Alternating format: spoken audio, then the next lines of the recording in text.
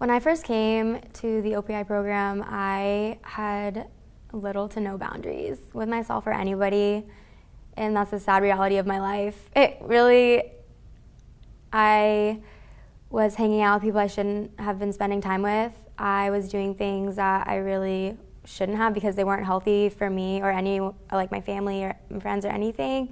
And what I learned through this program with boundaries is that if you don't have boundaries with yourself, you can't have them with other people.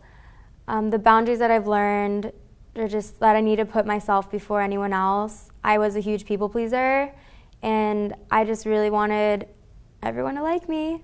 I really just wanted people to like me because I had this deep insecurity of I wasn't happy with who I was, and I felt like if other people kind of were happy with me and I could kind of make them happy, then that would make everyone happy and we'd all be happy. In DBT, there is interpersonal effectiveness, and what that is, basically there's a whole bunch of acronyms and there's all these little lessons in there that I basically describe to you how to effectively communicate with people.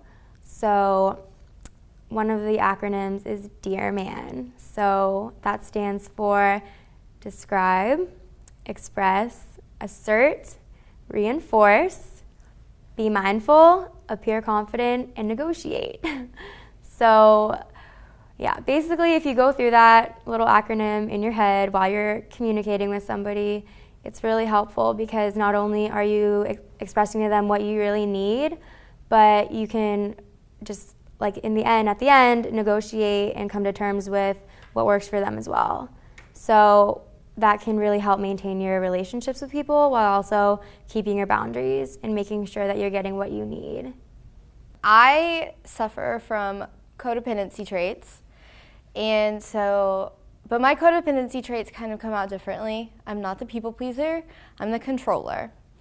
And so my boundaries have really become personal boundaries. And it's more of like teaching myself that I can't control everybody else's life. Just because I can't control mine doesn't mean that I am allowed to be able to control anybody else's. And so it's been really helpful to learn boundaries because it's really helped me focus more on myself. And focusing more on myself has allowed me to become much more effective in communicating with other people. I'm actually currently going through an issue where I'm having to use Dear Man a lot, and it's in my living situation. And so learning that communication and learning the boundary of being able to negotiate, that's the main one.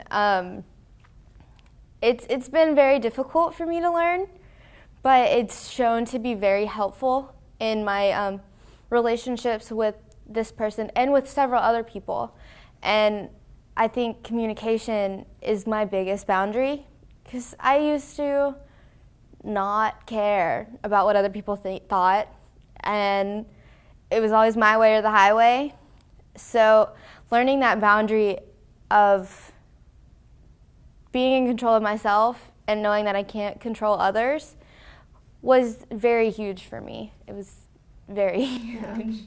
I'd say my boundaries with the people pleasing, they would just bottle up my anger. I was so angry with people because I would never tell them how I really felt.